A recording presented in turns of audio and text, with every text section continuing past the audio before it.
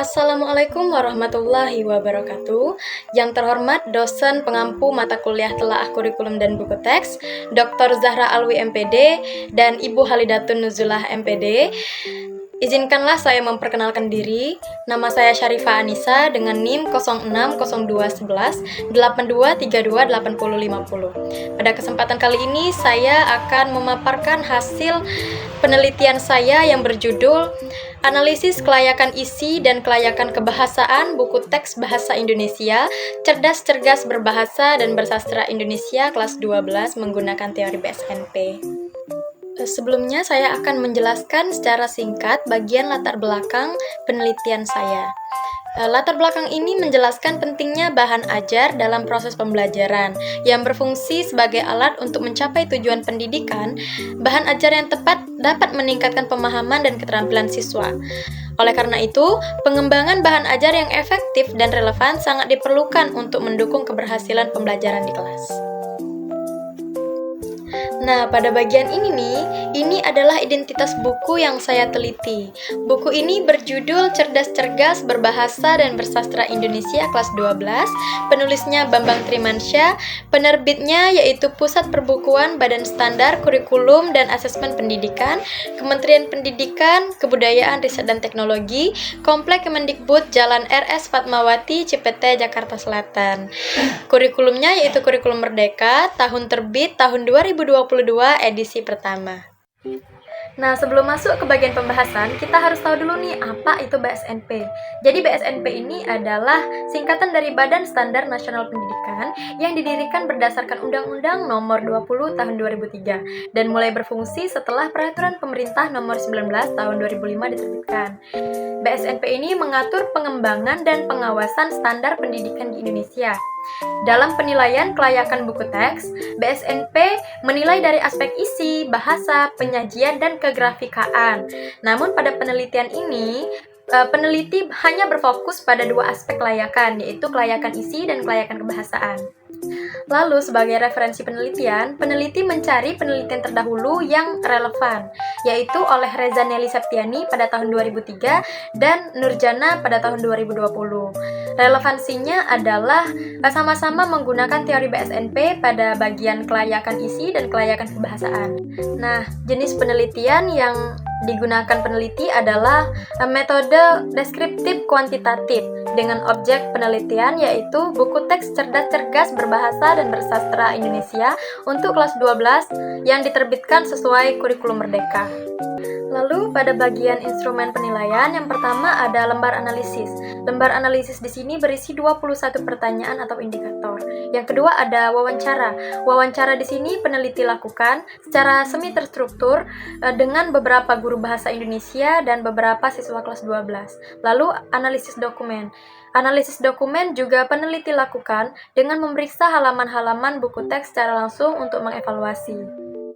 Nah, di sini peneliti mengumpulkan data dengan teknik observasi, angket, dan wawancara. Lalu, teknik analisis datanya yaitu pengumpulan data, analisis deskriptif, interpretasi hasil, penyajian hasil, validasi, dan uji reliabilitas. Lalu, dari hasil analisis yang dilakukan, diperoleh persentase dan jumlah orang yang memilih dari angket yang sudah disebarkan kepada beberapa anak di SMA Negeri 22 Palembang. Pada analisis ini, peneliti mendapat 36 siswa yang mau membantu dan diperoleh hasil dari analisis tersebut. Untuk menyajikan data hasil analisis, di sini peneliti menggunakan angket tertutup dengan skala Likert menggunakan metode deskriptif kuantitatif. Penelitian ini menggunakan 5 tingkat penilaian. Nilai 5 yaitu sangat setuju, 4 setuju, 3 netral, 2 tidak setuju, dan 1 sangat tidak setuju. Nah, langkah-langkah analisis data yang pertama yaitu menghitung skor total.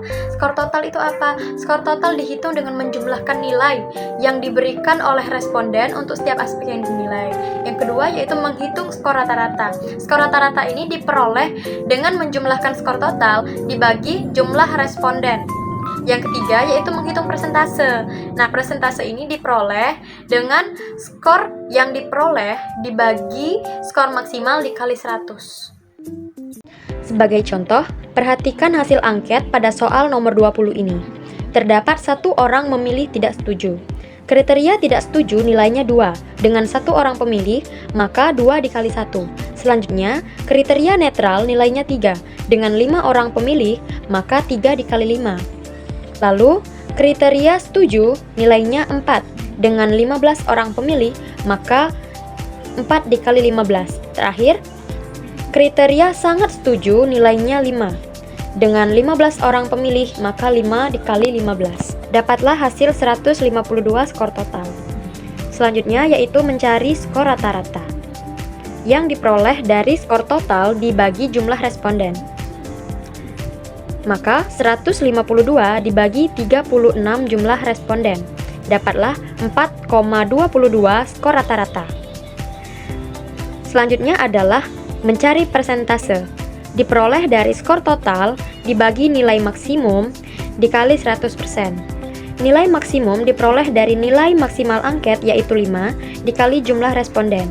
Maka hasilnya adalah 180. Jadi, 152 dibagi 180 dikali 100%. Hasilnya adalah 84,4%. Maka buku ini dianggap sangat baik pada pertanyaan nomor 20 bagian kelayakan kebahasaan. Nah, kriteria penilaiannya ini 0-25% dikatakan sangat tidak baik. Jika mendapatkan 26-50% itu dikategorikan tidak baik. Kalau 51-75% itu dibilang baik. Sedangkan 76%-100% itu dapat dikatakan sangat baik. Sampailah kita pada bagian hasil dan pembahasan. Bagian kelayakan isi. Nah, kelayakan isi ini memiliki beberapa poin lagi. Yang pertama yaitu kesesuaian uraian materi dengan KI dan KD. Nah, kesesuaian uraian materi ini memiliki beberapa indikator lagi. Yang pertama yaitu kelengkapan materi. Dari diagram hasil angket yang sudah diisi, menyatakan sangat setuju sebanyak 22,2%, setuju 52,8%, netral 19,4%, dan tidak setuju sebanyak 5,6%. Dari hasil tersebut, didapatlah persentase sebanyak 77,22%. Maka buku ini dianggap sangat baik. Materi yang disajikan dalam buku teks minimal memuat semua materi pokok bahasan dalam aspek ruang lingkup yang mendukung tercapainya KI dan KD yang telah dirumuskan dalam kurikulum mata pelajaran yang bersangkutan. Kelengkapan materi yang disajikan dalam buku teks Bahasa Indonesia kelas 12 ini, jika dilihat dalam setiap bab, dapat dikatakan sudah sesuai dengan KI dan KD. Indikator yang kedua yaitu keluasan materi. Dilihat dari persentase sebanyak 19,4% memilih sangat setuju, setuju 47,2%, dan netral 33,3%. Dapatlah persentase sebanyak 77,22%. Maka buku ini dianggap sudah sangat baik. Sebagai contoh, bisa dilihat pada Bab 1 halaman 6 dan 7 dengan judul bab mengkritisi informasi tentang tokoh. Pada bab ini, materi dimulai dengan menyajikan konsep dan dilanjutkan dengan definisi, contoh, serta pelatihan-pelatihan yang mendukung tercapainya kompetensi inti dan kompetensi dasar.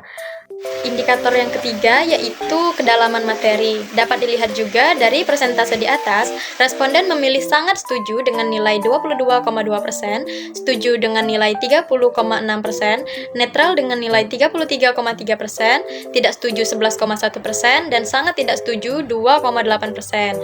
Dari hasil tersebut diperoleh persentase sebanyak 71,6%. Maka buku teks sudah dianggap baik. Hal ini menunjukkan bahwa buku atau materi tersebut berhasil menyajikan informasi yang cukup detail dan relevan, meskipun ada ruang untuk pengembangan lebih lanjut. Poin yang kedua yaitu keakuratan materi, dengan indikator pertamanya yaitu akurasi konsep dan definisi. Secara keseluruhan, untuk konsep dan teori dalam buku ini dinyatakan sesuai, dengan jumlah persentase sangat setuju 36,1%, setuju 52,8%, dan netral 11,1%. Dari hasil tersebut diperoleh persentase sebanyak 85%. Maka buku ini dianggap sangat baik. Materi dalam buku teks harus disajikan secara akurat untuk menghindari miskonsepsi yang dilakukan siswa. Dapat dilihat pada halaman 74 dengan judul bab mendiskusikan fenomena kecerdasan buatan. Indikator kedua yaitu akurasi prinsip. Dalam persentase angket di atas dapat dilihat yang paling besar yaitu setuju sebanyak 41,7%, sangat setuju 13,9%, netral 38,9%, dan tidak setuju 5,6%. Dari hasil tersebut diperoleh persentase sebesar 72%, maka buku ini dianggap baik. Untuk buku teks bahasa Indonesia kelas 12 menunjukkan bahwa buku tersebut secara umum sesuai dengan kurikulum, menyajikan materi yang relevan dan berkualitas, serta menggunakan metode penyampaian yang variatif dan mudah dipahami oleh siswa. Selain itu, buku ini juga dilengkapi dengan alat evaluasi yang efektif untuk mengukur pemahaman siswa meskipun ada ruang untuk perbaikan dalam inovasi dan kreativitas penyajian. Penilaian ini mencerminkan bahwa buku tersebut layak digunakan dalam proses pembelajaran, namun tetap memerlukan evaluasi dan pengembangan lebih lanjut agar dapat mencapai standar yang lebih tinggi. Indikator yang ketiga yaitu akurasi prosedur. Secara umum, pada buku yang dianalisis ini menyatakan paling banyak netral dengan persentase 36,1%, sangat setuju 25%, setuju 27,8%, dan tidak setuju 11,1%. Dari hasil tersebut diperoleh persentase sebesar 73,33%, maka buku ini dianggap baik. Indikator keempat yaitu akurasi, contoh, fakta, dan ilustrasi. Dapat dilihat dari persentase pada angket sebanyak 30,6% memilih sangat setuju, 58,3% memilih setuju, serta 11,1% memilih netral. Dari hasil tersebut, diperoleh persentase sebesar 83,88%, maka buku ini dianggap sangat baik. Dapat dilihat pada contoh di halaman 88, yaitu materi memberi tanggapan. Diberikan contoh tanggapan yang berupa pertanyaan dan pernyataan yang bisa digunakan sebagai referensi siswa. Indikator kelima yaitu akurasi sosial. Dilihat dari persentase pada angket sebanyak 30,6% memilih sangat setuju, 41,7% memilih setuju, serta 25% memilih netral, dan 2,8% memilih tidak setuju. Dari hasil tersebut diperoleh persentase sebesar 80%, maka buku ini dianggap sangat baik.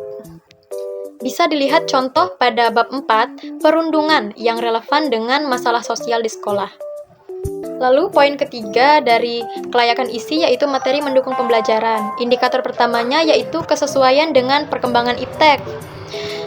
Dilihat dari hasil angket, yaitu sebanyak 33,3% memilih sangat setuju, 38,9% memilih setuju, dan 27,8% memilih netral.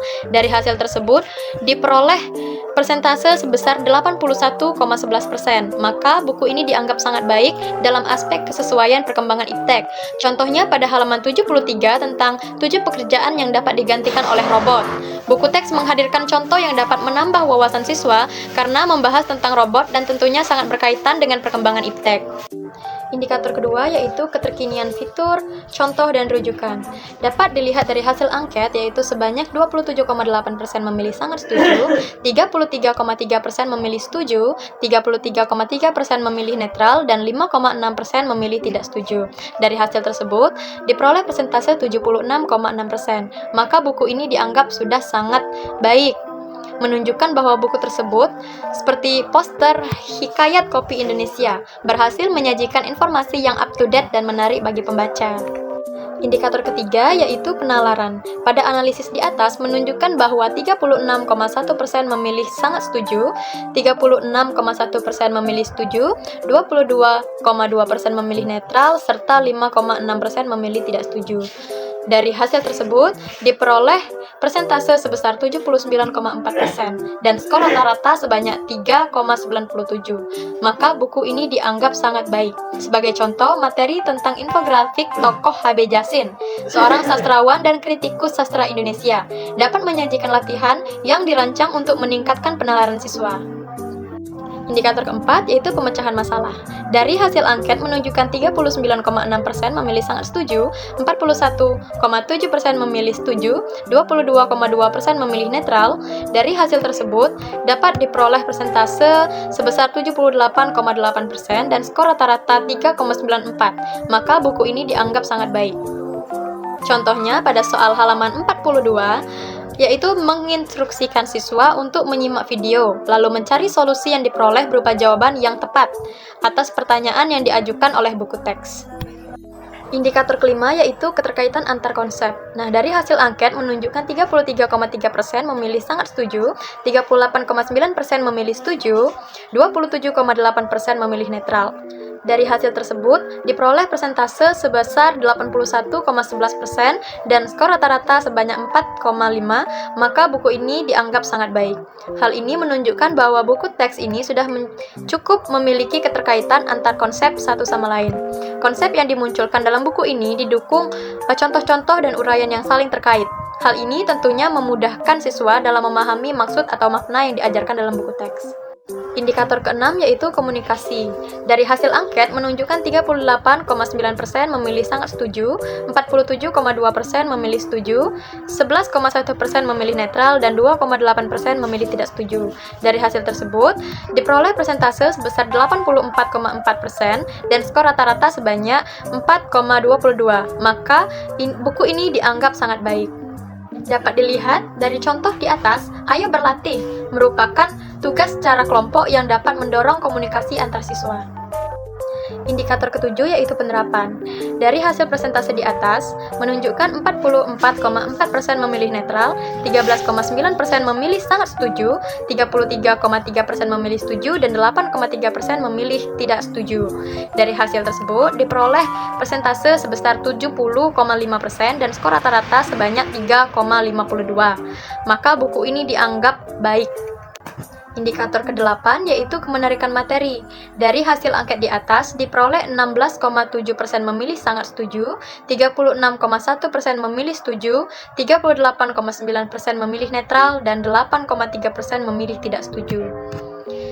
Dari hasil tersebut diperoleh persentase sebesar 72,22% dan skor rata-rata sebanyak 3,61. Maka buku ini dianggap baik.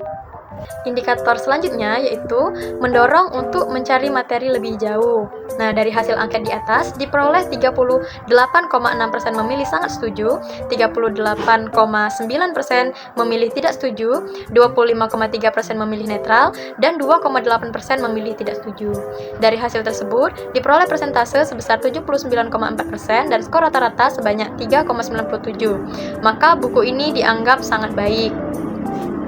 Dapat dilihat pada gambar yang saya tampilkan, ini terdapat kalimat buatlah daftar kalimat yang benar dan yang salah dalam penggunaan konjungsi. Hal ini menunjukkan bahwa buku teks ini meminta siswa untuk mencari materi lebih lanjut di luar buku teks ini. Nah, indikator terakhir atau indikator ke-10 yaitu materi pengayaan. Dari hasil angket di atas diperoleh 22,2% sangat setuju, 38,1% setuju, 38,9% netral, dan 2,8% tidak setuju. Dari hasil tersebut diperoleh persentase sebesar 75,55% dan skor rata-rata sebanyak 3,77. Maka buku ini dianggap sangat baik. Lalu bagian yang kedua yaitu kelayakan kebahasaan. Ada 3 indikator. Yang pertama, bahasa yang digunakan sesuai dengan tingkat perkembangan peserta didik. Nah, dari hasil angket menunjukkan sebanyak 50% memilih sangat setuju, setuju 36,1%, netral 11,1%, dan tidak setuju hanya 2,8%. Nah, dari hasil tersebut diperoleh persentase sebesar 86,6% dan skor rata-rata sebanyak 4,33. Maka buku ini dianggap sangat baik. Indikator yang kedua yaitu bahasa yang komunikatif dan interaktif. Nah, bahasa yang komunikatif dan interaktif dapat membantu siswa lebih mengerti dari materi yang sedang dipelajari. Jika dilihat dari hasil angket di atas, mayoritas responden memilih sangat setuju sebanyak 41,7% dan setuju sebanyak 41,7%. Maka perhitungannya adalah didapat persentase sebesar 84,4% dan skor rata-rata sebanyak 4,22. Maka buku ini dianggap sangat baik. Indikator ketiga yaitu pemakaian bahasa yang telah memenuhi syarat keruntutan dan keterpaduan pada alur berpikir. Dari hasil angket, sebanyak 44,4% memilih sangat setuju dan 36,1% memilih setuju. Dari hasil tersebut diperoleh persentase sebesar 85%. Maka buku ini dianggap sangat baik dan sudah sesuai aspek bahasa yang urut. Lalu kelebihan dan kekurangan. Pada bagian kelebihan, yang pertama yaitu kelengkapan materi. Buku ini sudah tergolong lengkap dan sesuai dengan perkembangan zaman, termasuk materi tentang kecerdasan buatan yang relevan dengan dunia saat ini. Yang kedua yaitu materi menarik. Penyajian materi yang menarik seperti penggunaan poster-poster yang relevan mampu menarik perhatian siswa dan membuat proses pembelajaran lebih interaktif. Yang ketiga yaitu kesesuaian dengan kurikulum. Buku ini dirancang untuk memenuhi kebutuhan pembelajaran kelas 12 sehingga dapat mendukung siswa dalam mempersiapkan ujian dan kompetensi di tingkat yang lebih tinggi.